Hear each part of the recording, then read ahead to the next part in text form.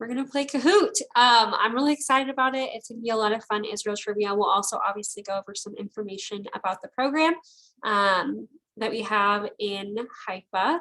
My name is Shani Sullivan. I am the USAC program advisor for our Haifa Israel program. So I'm excited to share a little bit more about it with you today.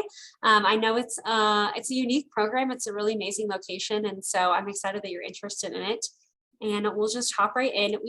This is a partnership program. What that means for USAC is that we partner with the University of Haifa to offer the program. So students directly enroll at the University of Haifa International School. They take courses with other international students and local students. So there aren't any USAC staff on site, but our partners are super wonderful and they're very helpful. They participate or plan activities for students to participate in, like local city tours and field trips and things like that. Hopefully McCall, who's our University of Haifa partner, will be able to join us. If she can't, she's having some issues joining Zoom. If she can't, that's okay. She's still wonderful. And she helped us create this presentation. So hopefully you'll get to meet her at some point soon. So I want to go over first a little bit about the University of Haifa. As I mentioned, we partner with the University of Haifa for this program. It is a really amazing location. It's located at the top of Mount Carmel, so you get a really beautiful view of the Mediterranean Sea when you're walking to class, or just when you're kind of exploring downtown and the city of Haifa. You can kind of see that in the picture in the middle on the right to the text. It's a really beautiful. A lot of our students say they enjoy going to the beach after class or on their weekends because it's such a wonderful pastime for them. And it's a little different than a lot of places you can kind of find in the US. And then, as I mentioned, students will take courses with local and international students. So it's a little different than some of our specialty programs in that they're going to have the opportunity to be learning alongside Israeli students and students from all over the world. They were also participating in the University of Haifa International School courses. So a lot of the courses through the University of Haifa are going to be humanities and social science related. So it's going to be great for those students that are focusing on those credits, whether they're general, just for some degree requirements, or whether it is more specific to their major. They have really amazing courses like peace conflict studies, lots of psychology options. Really great for political science majors. I always find these courses to be really interesting. And then also, as I mentioned, they do arrange activities and field trips. I know recently we just had our student for spring get on campus last weekend, and he was able to join a bunch of other international students on a tour of Haifa. They visited different landmarks and things like that. So it's really great to have our on-site staff, well, University of Haifa partners, our on-site staff there. They really try to allow students to immerse themselves and really acclimate as best as they possibly can. So provide those activities for allow students to do so. So this is a really great program for those students that want to participate, but also kind of want a level of independence that they're maybe used to a little bit more than or similar to being in the US. So great for those independent students. Weather in Haifa is beautiful. It's on the Mediterranean Sea, so you can't hate that. And Haifa is a fairly large city, so you're going to find a lot of resources within Haifa and on the University of Haifa campus. So it's really great to pop downtown, get some local food, or just explore the different cities, whether for different cities activities and like restaurants and coffee shops and things like that. So students really love to explore and get to connect with locals through doing those activities. We do have, with our University of Haifa partners, we offer a lot of different terms for students to study abroad. So it's great if you need a little bit of flexibility, or if any students need a little bit of flexibility. We have not only fall and spring terms, we offer year-long, but we also have 2 different summer sessions. So if students are interested in participating over the summer and making sure they're staying on track with their degree, this program is really great because there's a lot of flexibility in terms of when students can enroll. And then generally, we also have some information about credits.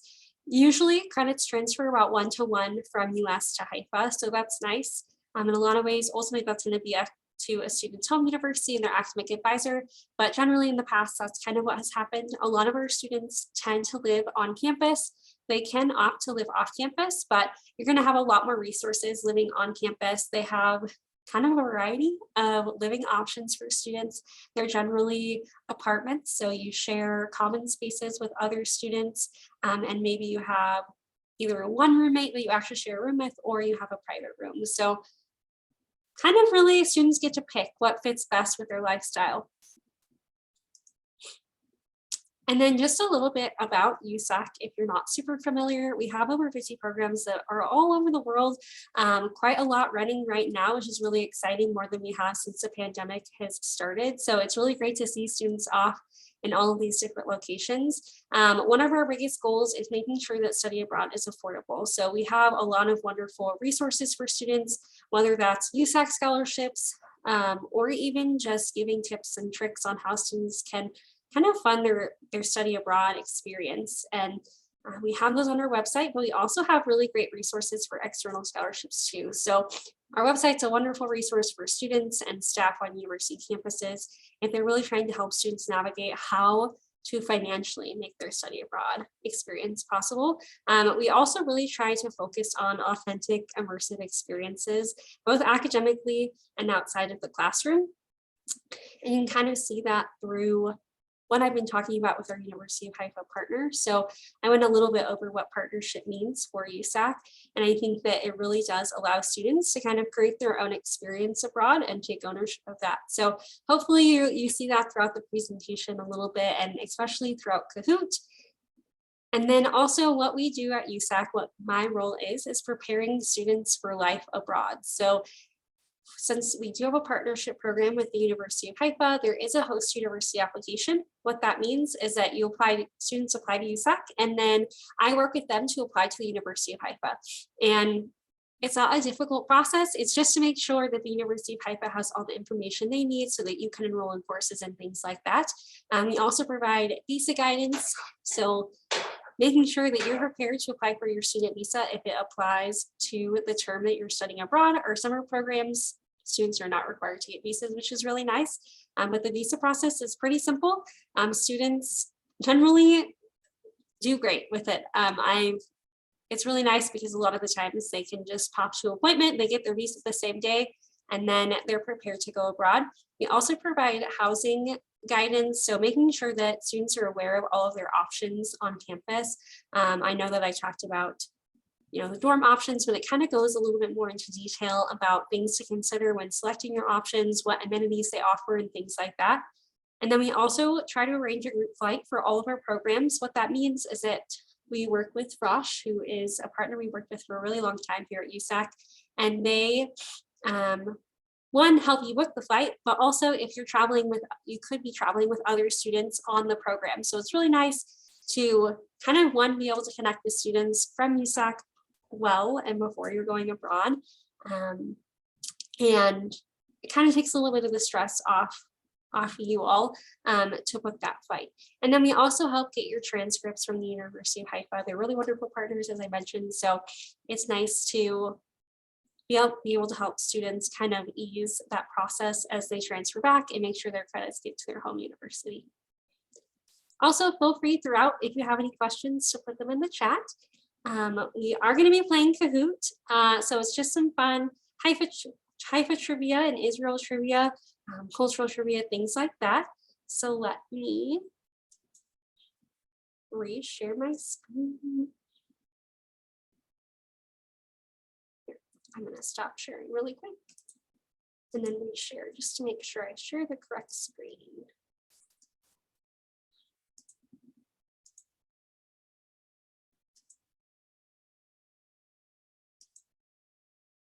Perfect. Okay.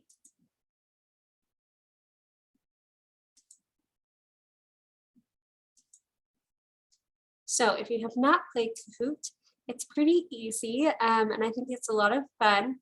You're going to go to kahoot.it, and there will also be there we go. There will be a QR code on the top of your screen on the right-hand side, but there's also the game pin, which is 7835032. Jillian's joined us. Thank you, Jillian. Anybody else wants to hop on? Oh, phenomenal. Sorry, y'all. My nose is a little runny today. Perfect. Okay. I think everybody's joined us. Cool. Okay, so I will get started. Also fun. I thought it was fun. Emily and I thought it was fun. I forgot to mention we have two of our HIFA program team members on the call. We have Emily. She is our program coordinator. You want to say hi, Emily? There you go. Yes, hi. Happy to be here. She's our program coordinator for our Israel program. So that means that she works with the University of Haifa to make sure that we can offer the program. Lots of things on the back end that doesn't really have to do with student interaction. That's my job, but she really tries hard. I think she does a really great job at interacting with students in the best way that she can through her role, just to make sure that they're set up for success on her end. And then we also have Christine. Christine is our health and safety manager for our AMP programs. And she's a rock star. She keeps up to date on all of the things that we need to know to make sure that students make it abroad safely and they're prepared for their time abroad, especially during COVID-19. So she's got a challenging job, but she does well. Okay, we'll start Kahoot. I just forgot as we were talking about it. Okay. Phenomenal. So the first is true or false. Haifa is the second largest city in northern Israel. All of the pictures also throughout are, hey, it is true. So Israel, Haifa is actually quite a large city, as you may have seen on a previous slide. It has about 1.4 million people or 1.14 million people. So it's quite a large city, which means students are going to have a lot of really amazing things to explore, but also a lot of resources in the area. Is it Jerusalem or Tel Aviv that are considered, I guess, southern Israel then? Because I was thinking about both of those. Do you know? I'm just curious. You know, I don't know off the top of my head, but we can definitely look at a map later. Maybe Emily, it looks like she might be looking it up. Okay. I'm going to wait for her because Kahoot will just move on without us.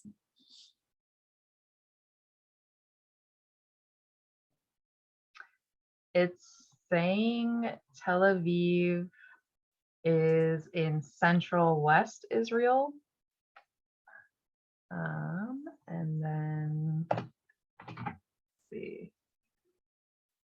Jerusalem, saying Western. So I'm not exactly sure where they draw the line.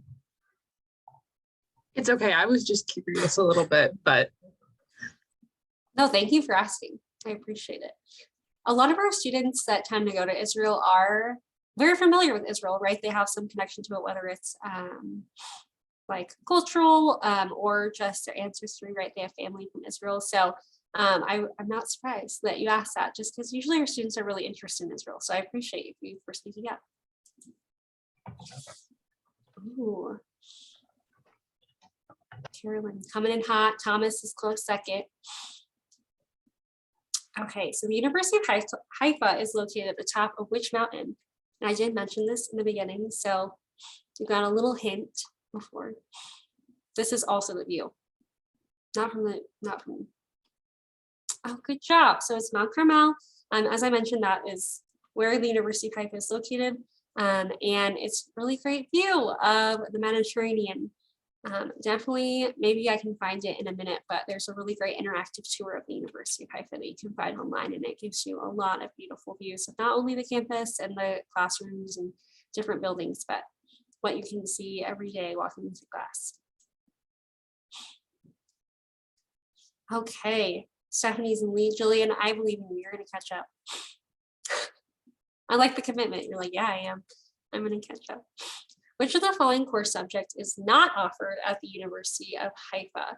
Is it biological sciences, Arabic and Hebrew language, social sciences, or peace and conflict studies? Good job. Okay, yeah, so our University of Haifa program is going to be really great for those students that are going to be doing social sciences, And there are Arabic and Hebrew language programs, both in the summer and during the academic year. Oh, Carolyn's on fire. I love that it does that. See, Julian, you're catching up already. Okay, true or false? USAC's Haifa Israel program is offered during the summer, fall, winter, and spring terms.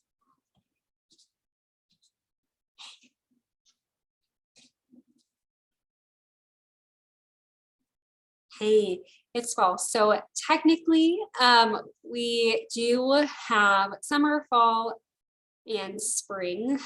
Winter, they do have it's kind of a trick question. I had to make some of them hard.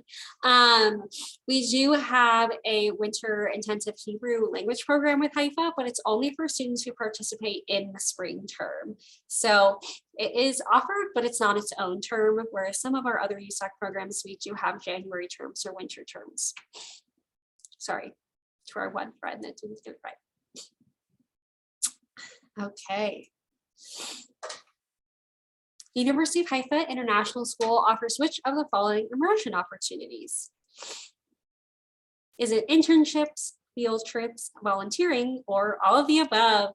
Emily said this before during one of our practice sessions for different presentations. She's like, usually if all of the above is an option, it's going to be all of the above. And you're right, they offer all of them. So lots of opportunities for students to gain career experience, but also if they're just interested in volunteering and things like that, they can do that as well. So get a little more connected to the culture and life in Israel. Good job.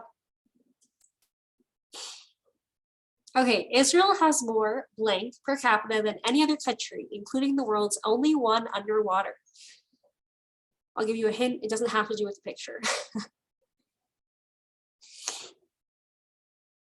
I thought this was extremely interesting. Yes, it's museums. They have an underwater museum. Who knew? Oh, Thomas is on fire now. Okay, true or false? Israel has the world's highest rate of university degrees per capita basis, on a per capita basis. It's true. They really value their education. A fun fact about Israel as well. These are lots of fun facts, but a fun fact about Israel is that a lot of their students are usually what in the US we would consider non-traditional, because a lot of them tend to go into the military after their primary education period. So they're a little bit older, but they do really value their education. So it just shows the emphasis they put on it. Even though they go into the military, they still make a note to go to college. Great. Okay, Thomas is still on fire. Okay, the smallest desert in the world is located in Israel. What is it called? The Sahara Desert, the Sierra Desert. I'm really sorry. The last two I cannot pronounce, and I know I would just butcher them. So, hey, look at that. We got one friend that got it right.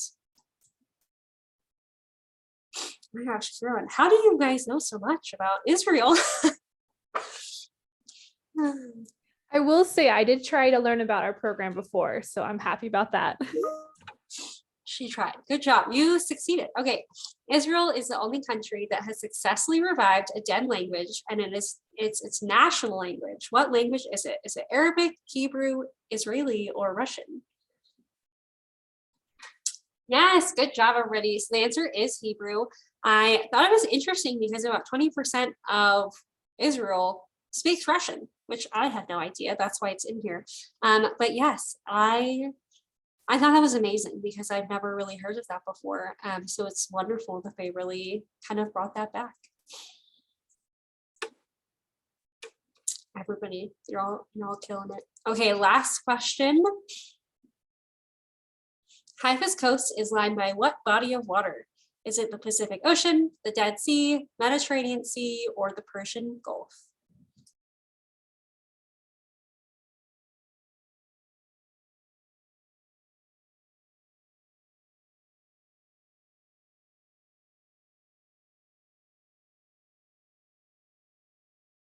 Good job. I feel like I said Mediterranean Sea quite a few times. So I'm glad you caught on. It is a Mediterranean Sea. So this is more fun fact about me, but I actually studied abroad at our Alicante, like in our Alicante program, and it's also on the Mediterranean Sea. 10 out of 10 would always recommend the Mediterranean Sea. It's always beautiful and lots of sun year round, which you may have seen before, but Haifa gets a little less than 300 days of sun every year, but really, really beautiful location. Okay, let's see who wants. Stephanie's in third. Thomas is in second. Carolyn, I feel like it's you. Yes, it is. So we do have, thank you all for playing, by the way. Let me stop sharing really quick. We are going to have prizes. Jillian, for you, we can also give some to our USAC friends, but I feel like they had a little bit of an upper hand. So we'll be sending you some prizes, Jillian. I believe we have your contact information with your registration. So we can email you and get your address and we'll send you some USAC swag. So thank you everybody for playing. I want to go over a few more things. Does anybody have any questions before we move on? This is kind of our time for questions, comments, things about the program we want to know.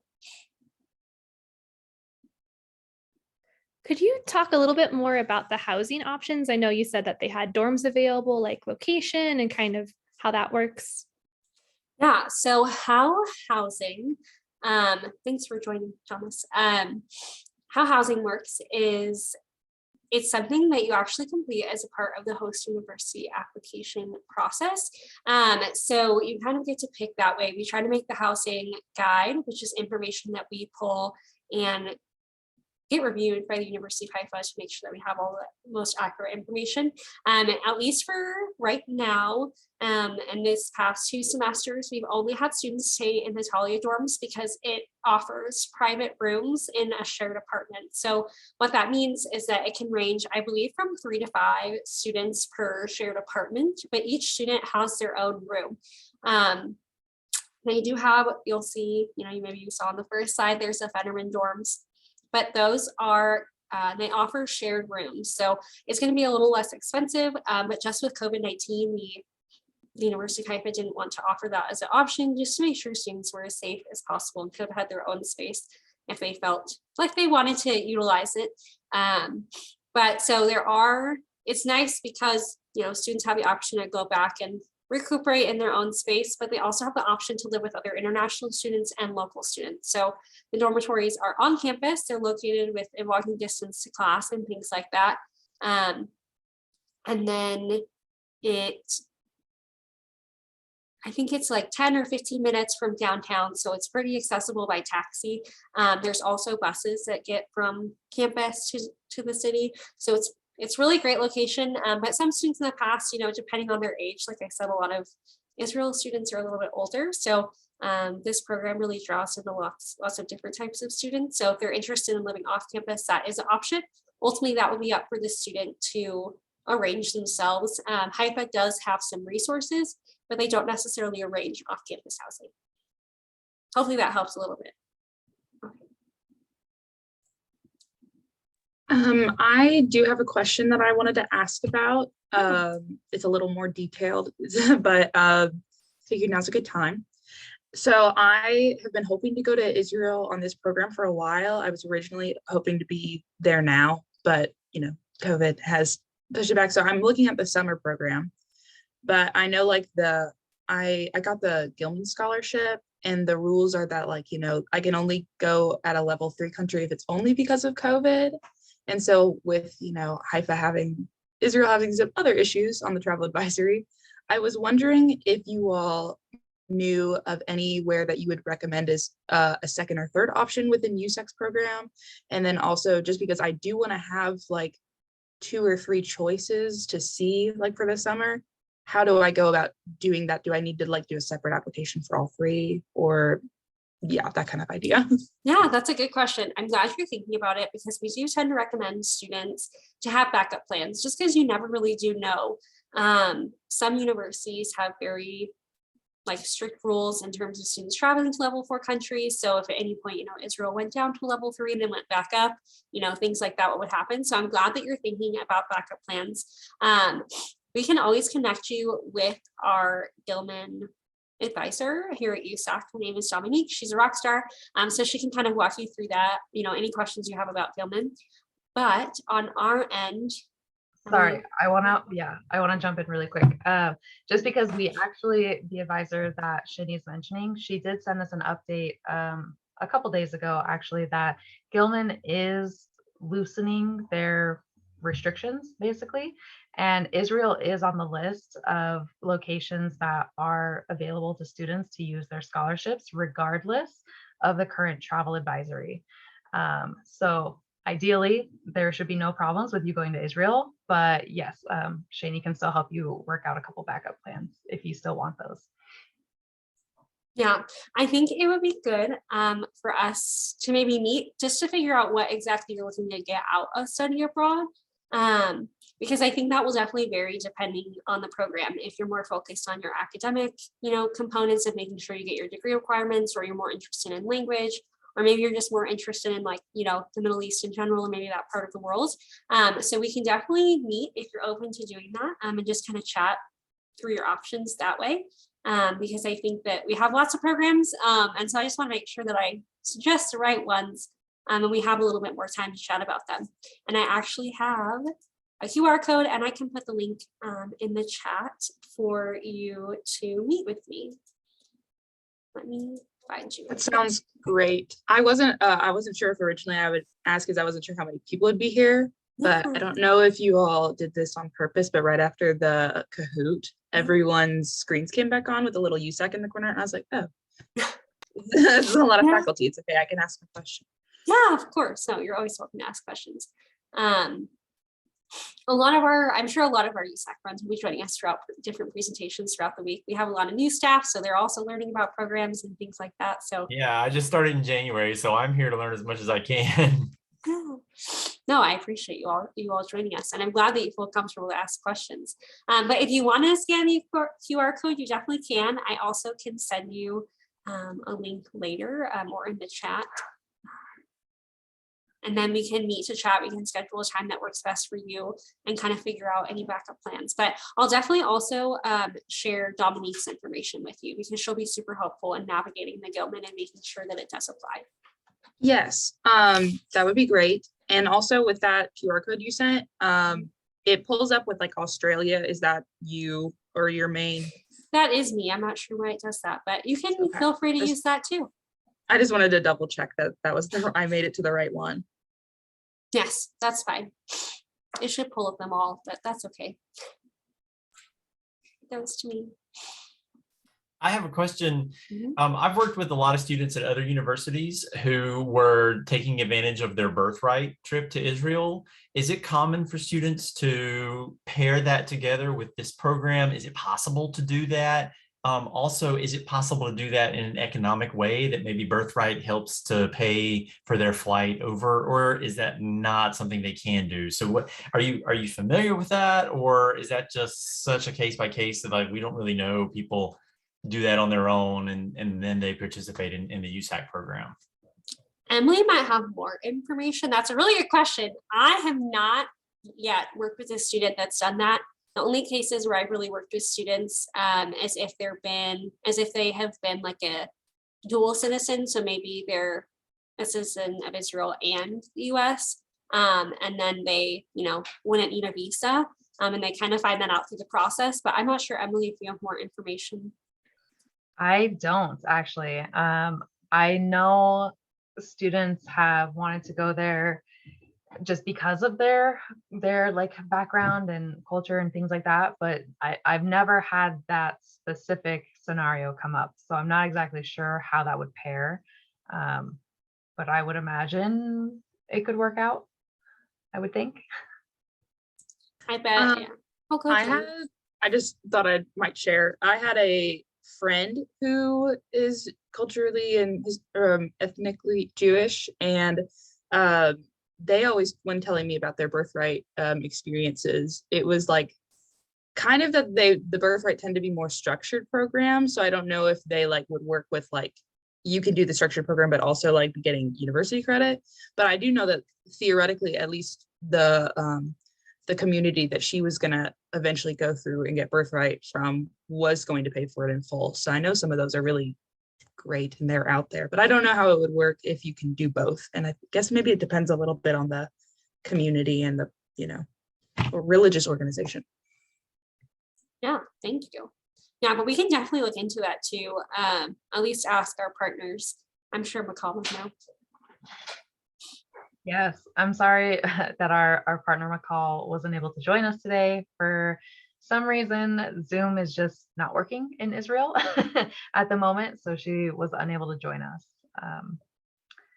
But yeah, we could, I don't know, we could try to reach out to her for another time, do another meeting, and see about that. I also wanted to pop in with the question. So I found it really interesting, the fun fact about the concentration of degrees in Israel.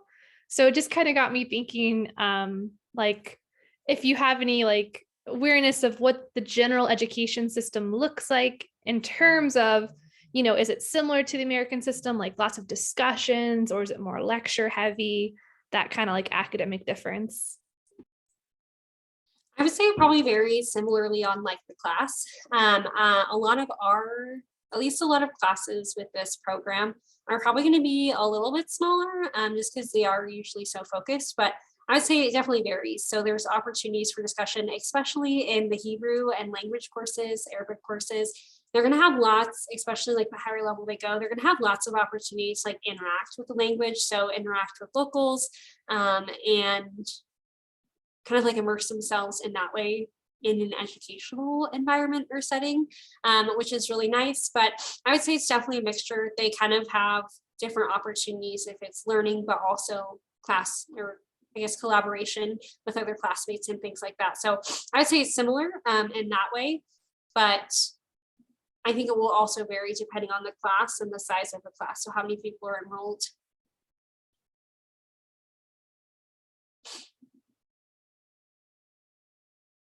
Any other questions?